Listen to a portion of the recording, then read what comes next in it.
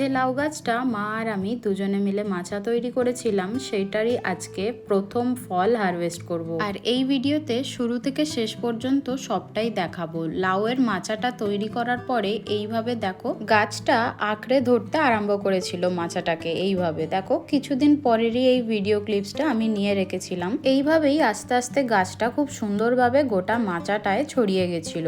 আর লাউ গাছের ফুল কিন্তু সন্ধেবেলার দিকে ফোটে, মানে বিকালের দিকে। আর তার সাথে কিন্তু ফিমেল ফুলও হচ্ছিল। তো মা কিন্তু নিয়মিত সন্ধেবেলায় গিয়ে ফুলের পলিনেশনটা করে দিচ্ছিল। এইরকম ম্যানুয়ালি পলিনেশন করলে ফল হওয়ার চান্সেসটা কিন্তু অনেক বেশি গুণ বেড়ে যায়। তো দেখো এইভাবে গাছটা পুরো মাচার মধ্যে ছড়িয়ে গেছে। আর দু একটা ফল তো দেখলাম ধরেও গেছিল, তাও এর মধ্যেও খারাপ হয়ে যাওয়ার চান্স থাকে। তো দেখো আস্তে আস্তে তোমাদের সাথে ভিডিওগুলো শেয়ার করছি। পলিনেশনের 6-7 দিনের মধ্যেই দেখো ফলগুলো এত বড় হয়ে গেছে। লাউ গাছের লাউ যদি ধরে যায় সেটা কিন্তু খুব তাড়াতাড়ি বড়ও হয়ে যায়। আর এটা হচ্ছে 3 থেকে 4 দিন ঠিক পরেই দেখো লাউটা একদম রেডি হয়ে গেছে তোলার জন্য। তো মায়ের ছাদ বাগানের প্রথম লাউ মা তুলছে, আর মায়ের আনন্দের তো কোনো তুলনাই নেই। তার উপরে মায়ের ফেভারিট সবজি হচ্ছে লাউ। আশা করছি যত্ন পেতে থাকলে আরো ফল আমরা পাবো।